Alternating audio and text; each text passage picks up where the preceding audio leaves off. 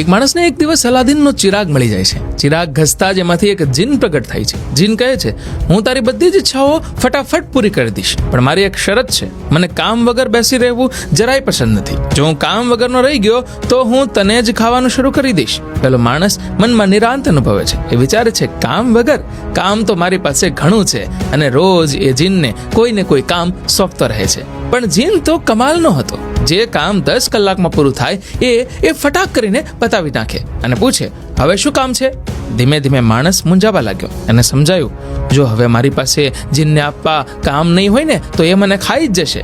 ગભરાયેલો એ માણસ પોતાના ગુરુ પાસે દોડી ગયો અને બધી વાત કહીને સંભળાવી. ગુરુ સ્મિત સાથે બોલ્યા, ચિંતા ન કર, તું જીનને એક કામ સોંપી દે. 30 ફૂટ ઊંચો એક વાસ ઉભો કરાવ. પછી જીનને કહી દે, આ વાસ ઉપર ચડ, પછી નીચે ઉતર, ફરી ઉપર ચડ, ફરી નીચે ઉતર. જ્યાં સુધી હું બીજું કોઈ કામ ન સોંપું ત્યાં સુધી તારે આમ જ ઉપર નીચે કર્યા કરવાનું. માણસે એમ જ કર્યું. જીન વાસ ઉપર ચડ ઉતર કરવા લાગ્યો અને જ્યારે પણ માણસને કોઈ ખરું કામ હોય ત્યારે જ એ જીનને બોલાવે. બાકી સમયે જીન પોતાની મેળે ચડ ઉતર કરતો રહે.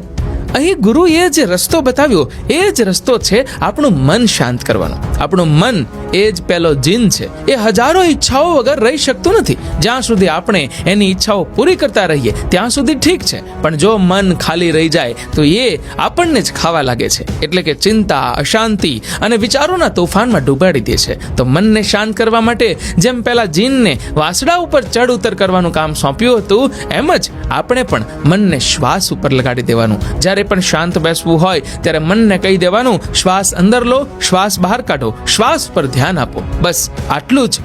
મન વ્યસ્ત રહેશે અને શાંતિ પોતાની મેળે આવી જશે.